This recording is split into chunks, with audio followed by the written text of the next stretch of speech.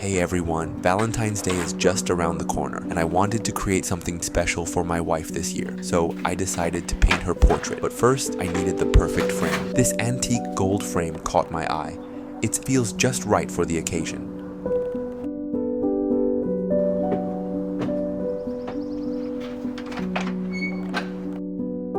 I used a tape measure to figure out the canvas size I'd need. This frame is 15 by 18 inches, not exactly a standard size, so I had to make a custom canvas from scratch. I grabbed 4 stretcher bars and put them together using a rubber mallet. It's always satisfying when the pieces snap into place perfectly.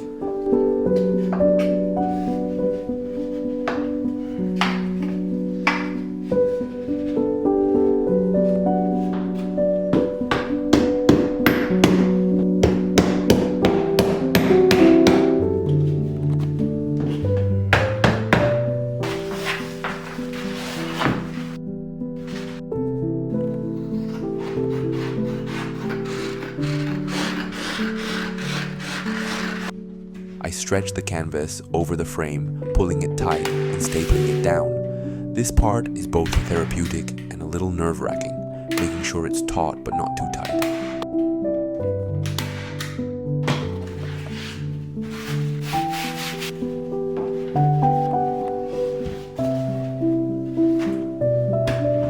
Even though this canvas was already pre-primed, I always like to add another layer of gesso. It helps smooth out the texture and gives me a better surface to work on. I poured some gesso onto the canvas and spread it evenly, making sure to cover every inch. Once dry, the surface felt just right, smooth, but still with enough texture to hold the paint well. Before jumping into the portrait, I poured out some paints to create a base layer. I like to start with a muted, warm tone to give the painting a cohesive feel from the very beginning.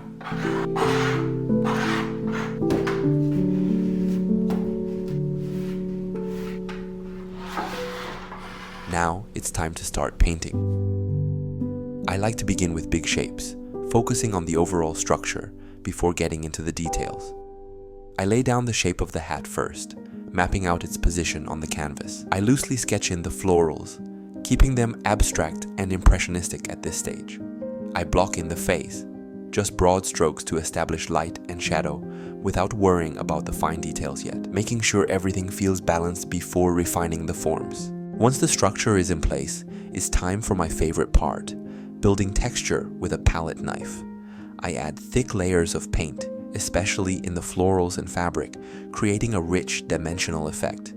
I love how it adds movement and energy. Each stroke leaves behind beautiful, unpredictable textures that a brush just can't replicate.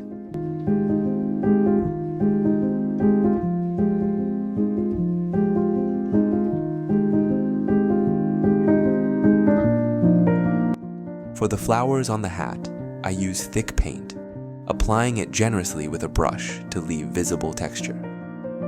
I let the strokes be bold and expressive, embracing a slightly abstract feel rather than getting caught up in perfect details.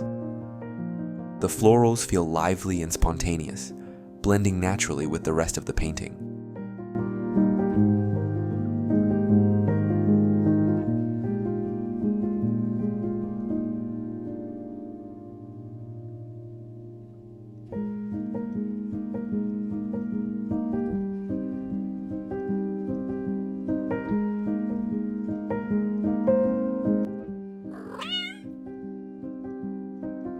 I decided to include a special guest in this painting, our cat. Marshmallow holds a special place in our hearts, so I added her to the left side of the composition for a little extra charm.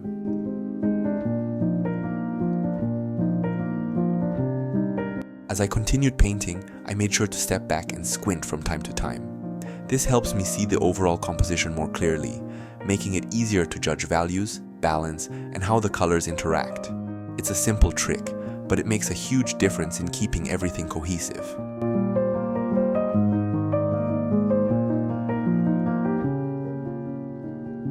Painting Marshmallow was a joy. Her fluffy fur and curious expression brought so much personality to the piece.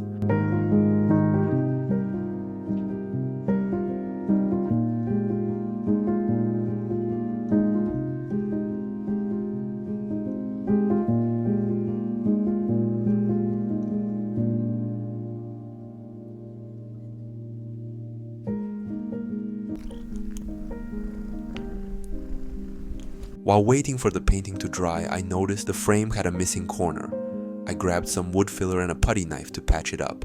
Carefully, I shaped the filler to match the existing decor, adding some texture to blend it seamlessly with the rest of the frame.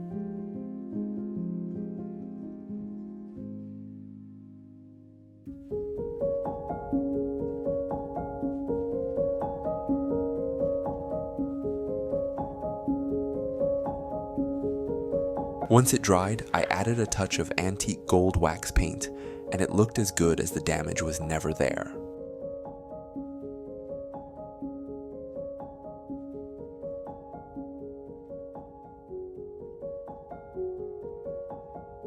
After hours of layering, adjusting, and refining, the painting is finally complete. I carefully place it into the antique gold frame.